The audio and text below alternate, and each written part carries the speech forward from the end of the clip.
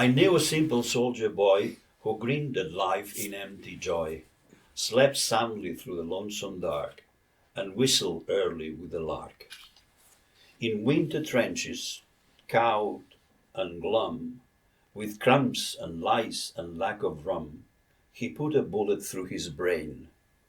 No one spoke of him again.